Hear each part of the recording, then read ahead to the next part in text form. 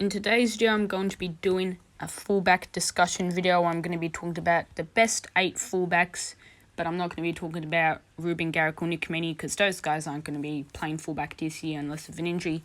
So I'm just going to get them out of the way. I'm only going to be talking about guys who are going to be playing fullback. Starting things off here with Kalyn Ponga. I have him locked into my side. If there's any player this year that I would recommend to all super coaches to get in your team, it is Kalyn Ponga. Had an average of 107 in games he played fullback, and in games he played 5/8, his average got weighed down quite a bit, especially the game he got injured, and he only got 1 point. He was out there for 2 minutes and unfortunately got injured. And this year, in the off-season, I think he's been working a lot on his durability, so he shouldn't be as injury-prone as he should be. And his run to start off the year, it's a pretty alright run, with the Raiders at home, the Cowboys, the Storm at home, the Warriors and the Dragons at home. And he's actually underpriced at $892,000 because if he played every game at fullback, he would probably be an $1 million player. And I think he actually might have ended the season at $1 million. No, he didn't. Almost at $973,000. So he is actually underpriced. So the value is there. Just lock him in your side, and I would 100% recommend him. Next up, Scott Drinkwater. I started with him last year, and he rounded up having a pretty disappointing start. 59-1, and he played 70 minutes of that game. I sold him. I never got him back in my team, and I definitely regretted that, as he had 7 100-point games, which was more than any other fullback. Kalyn Ponga only had 6 100-point games. So he had more high scores than Kalyn Ponga did. He had a great mid-season, and he's awesome to have during those Origin rounds. As looking in here, he never played Origin because if you can see in the round 13, round 16, the only game he didn't play was because of a bye round. So he's actually really good to have, and he's probably not good to start off with, but I reckon come Origin time, and he might have dropped a bit of price, I reckon he'll be good to have. Next up, Tommy Turbo, and when I hear his name, one thing comes to mind, that's injury prone. I hope he can stay away from injuries. I know that last year he was looking like he could maybe be one of the Daily M favourites, as his games before he got injured, 126, 165 were his scores to end the year before he got injured. So I reckon that he could be really good, but his main problem is always injury. I feel like he's a bit overpriced considering that he did only play 11 games last year. I feel like he would be a bit cheaper. And one more thing, he combos very well with Ruben Garrick playing centre. If anything, I think he'll combo even better now that he's moved to centre and not winger. So that's another thing. Now, Reece Walsh, probably one of the most interesting fullbacks, has a really tough first 5 games. I know he plays Panthers, he plays Storm, plays the Roosters in Vegas. All of those guys made top 8. Well, all those teams made top 8s, I should say.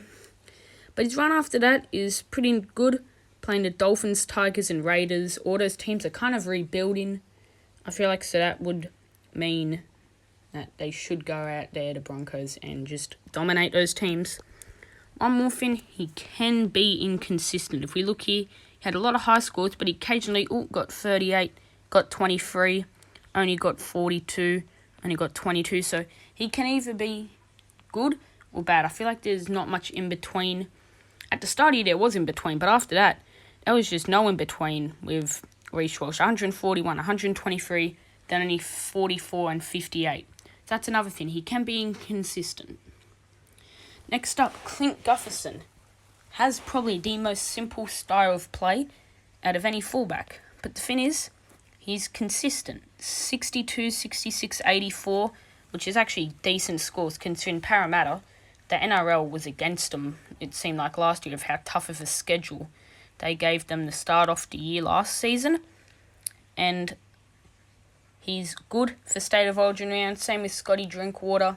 I had him last year in those State of Origin rounds where he did really well. We ended up getting 3 100-point games in a row.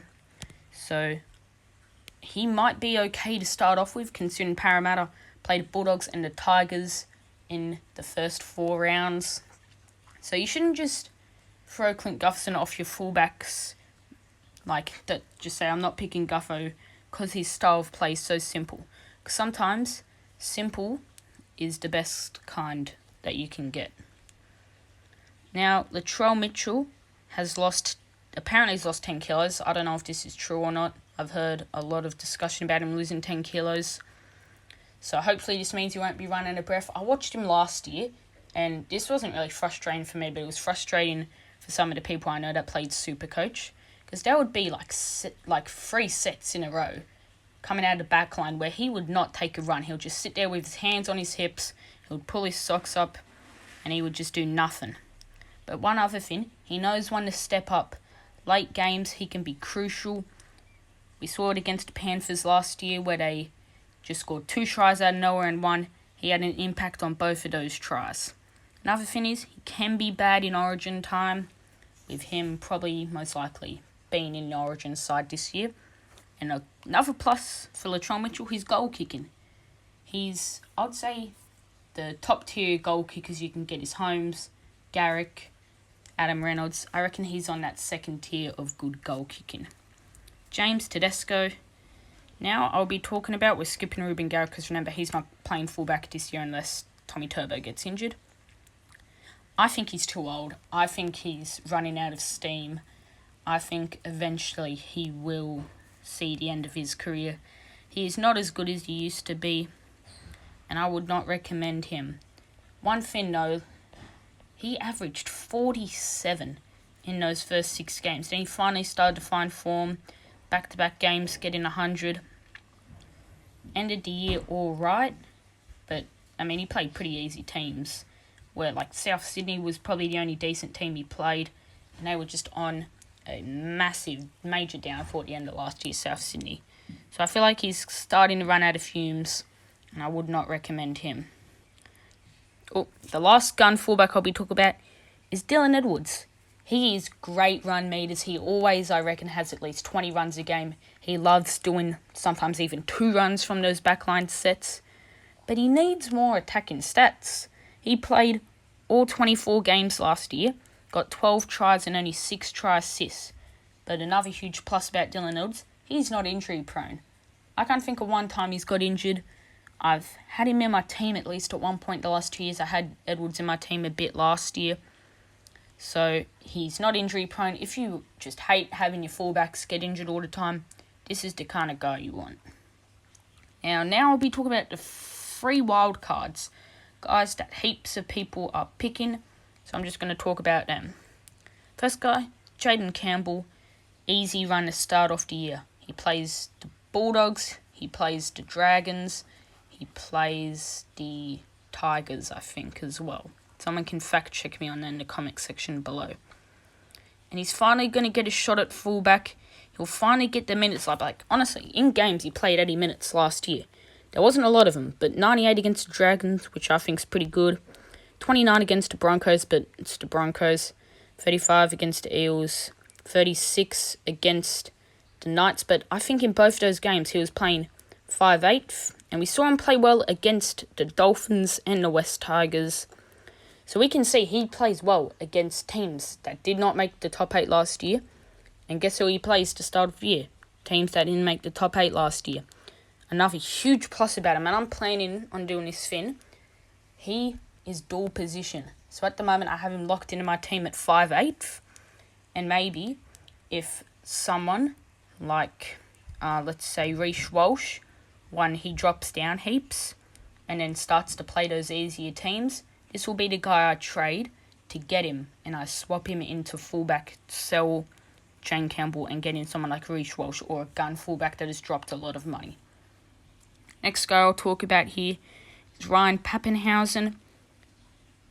He has a slightly tough teams to start off the year, but that really doesn't bother him in the past, and him averaging 90 in 2022 does prove that. I believe Pappenhausen will be good to have maybe in the later to middle of the season where he won't be playing Origin. But another thing, he's just so injury prone. I'll go ahead and say he's more injury prone than Tommy Turbo. And I don't even think this is his fault. He always gets bashed around a little bit. Like every time when he goes for a run, sometimes he can get pushed back about 10 meters because he's a little man. But I think that this will be a big year. It will be a comeback year for Ryan Papenhuyzen, and I think he will go back to his best self that we saw in 2022 and 2021. Now, next guy I'm talking about, and this may surprise you, it's Hammer. Wayne Bennett taught him to actually be productive. He was a bit like Latrell Mitchell, except he was fast, and I think he might be a decent option to have in your wingers and centers. So that'll be basically it for this video. I'll talk about some other positions such as halfback and 5/8 and hookers and front rows, and I'll see you guys there.